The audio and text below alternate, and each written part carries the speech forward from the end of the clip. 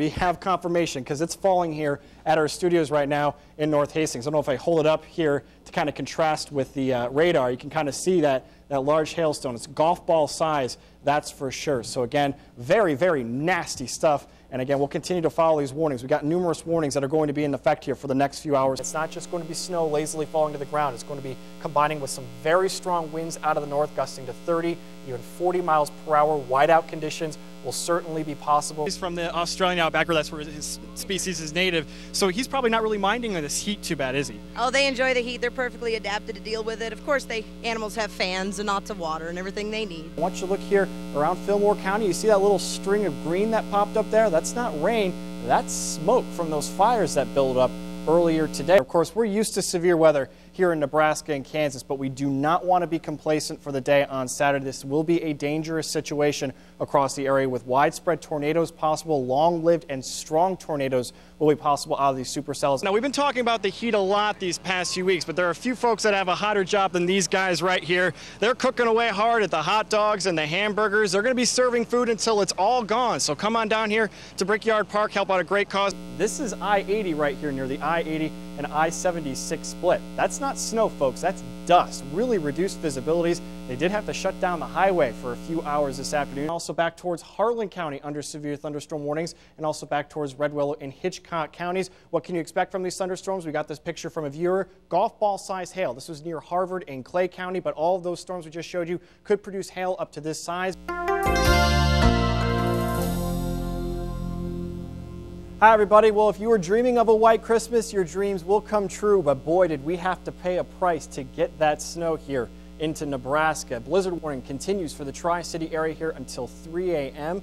across eastern Nebraska, since it's going to take the snow longer to clear its way on out. That blizzard warning is in effect until noon tomorrow. It does include places such as Lincoln and Omaha down towards Beatrice as well. And we've got some winter storm warnings in effect down in northern Kansas, with even some blizzard warnings continuing down to Kansas as well. So we're still not out of the woods just yet. This storm system intensified rapidly today. This is a 12-hour loop. It actually started off as a little bit of rain and sleet for some of us this afternoon, but around 1, 2 o'clock it switched over to all snow here in south central Nebraska, and it has been snowing ever since. And you can still see that storm still cranking out there right now. You can see the lighter shades of white. That's the really heavy snows right now. And again, like we talked about at the top of the show, the really heavy snows almost out of here in the Tri-Cities. So some light snows will be continuing on the back side of this system. So you can see that here in the 1 hour loop. As we zoom in here a little bit closer to the Tri-Cities, again, even with the snow expected to wind down in the next couple hours, the roadways are an absolute mess. Portions of I-80 are closed. Highway 81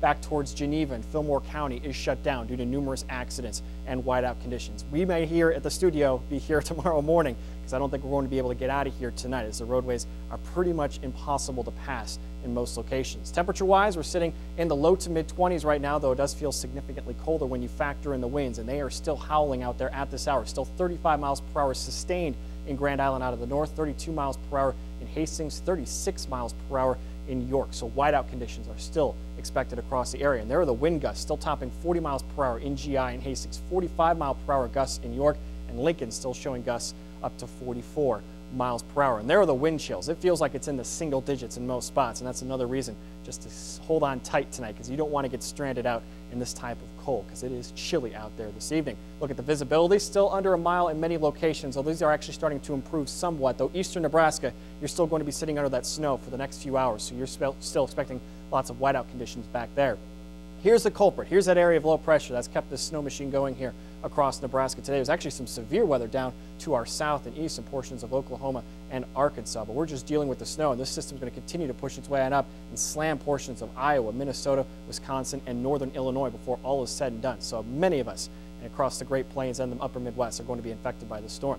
Looking at your forecast starting at 11 p.m. Again, the snows will continue here for the next few hours, lingering in eastern Nebraska the longest. By the time we get to sunrise tomorrow morning, the snows will start to end. Here in the Tri-Cities, probably around midnight, 1 a.m., the snow should really start to wind down. But the winds, they're not going anywhere. They're going to continue to howl through the rest of tonight and really through Thursday morning. So it's going to remain blustery to start the day tomorrow. We are going to see the sunshine again, so if you are going to venture out tomorrow, make sure to have the sunglasses, because it's going to be really bright with that fresh snowpack out there, but it's also going to be very cold on the backside of the storm system. Temperatures will not make it out of the 20s during the day tomorrow.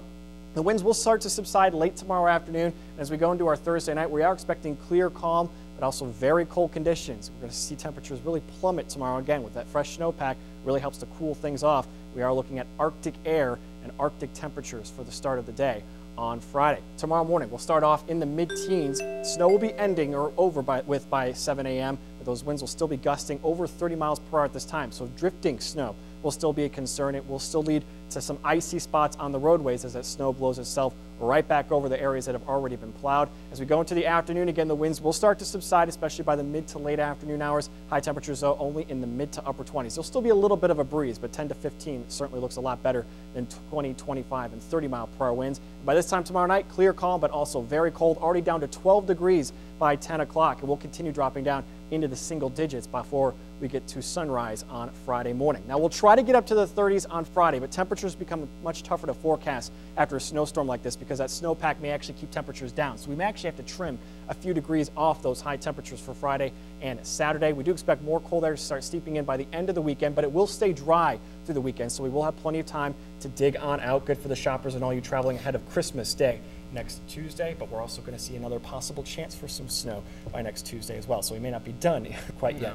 I know Interstate 80 is closed between Kearney and Ogallala, but I just looked at the York camera on the Nebraska Department of Roads. Can't see the road. Can't see the interstate, so it is pretty scary out there when you actually look at those images. Yeah, and on I've top been of here that, in the station all day. On top of that, there's also been a lot of power outages across here. So some folks right now, they don't have heat, they don't have any power. Hopefully they got a nice heavy blanket, and hopefully they can get power restored pretty quickly. Holdridge City Auditorium is open for those who've lost power. Yes, hopefully we needed the moisture, so that's the good. The bad is the roads. And like we said, we paid a price, that's for sure. That's right.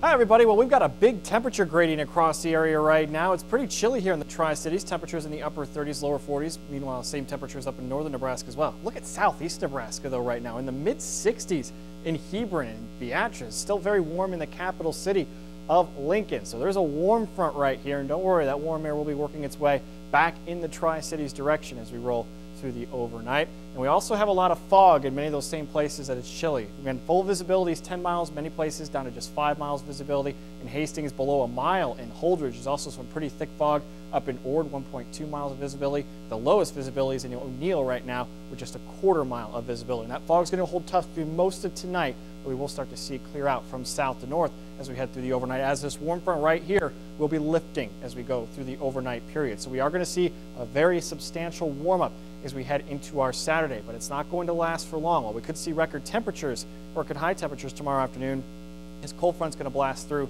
Saturday night, and that's what's going to bring some much colder Arctic air to the region by the end of the weekend. So as we look at your forecast, we're going to start this here at midnight. Again, the fog is going to hold pretty steady here in central Nebraska as that warm front begins pushing its way to the north. By tomorrow morning, still going to be a little bit foggy across northern Nebraska, though skies will begin clearing out for most of us, including here in the Tri-Cities, but the winds are also going to start to pick up tomorrow morning as well, and they will be howling throughout the day on Saturday. We're talking sustained winds around 20, 30 miles per hour, occasionally gusting to 40 miles per hour. The first half of the day will be dry, but once we get to the later afternoon hours and this front starts to work its way in, do expect a couple of strong thunderstorms to begin developing. They'll probably start off as isolated supercell thunderstorms around that 4 to 6 p.m. window. And as that front pushes its way towards the east, it's probably going to start to form into more of a line of strong thunderstorms, some of which could be severe. So the main activity will push into southeast Nebraska by 10 o'clock. Meanwhile, on the backside of the system, we're going to see chances for snow up across northern Nebraska. Here in the Tri-Cities, we're going to miss out on most of the wintry weather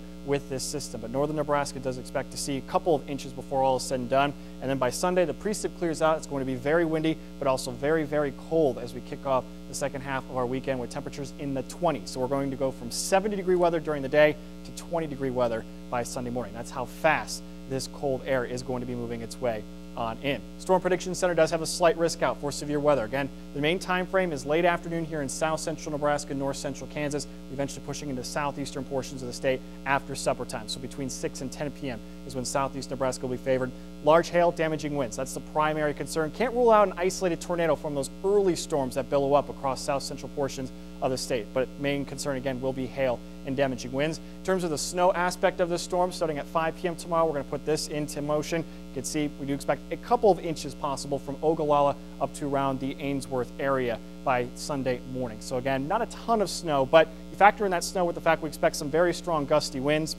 Blowing snow will certainly be a concern, and we do have Brown and Keapaha counties under a winter weather advisory for Saturday night. So travel will be difficult up across those portions of the state. Tomorrow morning, temperatures actually on the rise as that warm front moves through. Skies clear for most of us, though we keep the fog going up north. Those winds starting to pick up out of the south at 10 to 15 miles per hour for the afternoon. And again, we're looking at possible record highs tomorrow. The record's 72 in Hastings, 73 in Hastings. We're going with 75 for the Tri-City average. There are those sustained winds, 20 to 30, occasionally gusting to 40, with an isolated strong to severe thunderstorm starting right around 4 p.m. So again, be on alert if you're out and about Saturday afternoon into Saturday evening. We're already going to be down into the 30s by Saturday night, a 60% chance of rain and snow showers, and those winds, cold winds shifting to the northwest, still gusting over 30 miles per hour at times. So it's going to be ugly for Saturday night. We're heading out to the Penn State Husker game. Of course, Travis and I have been talking about this all week as my Nittany Lions take on the Huskers. Should be okay before the game, other than the fact it will be windy. We'll put a very isolated chance during the game, but things will really start to pick up in Lincoln after the game. So as soon as that game ends, around 6, 7, 8 p.m. is when we do expect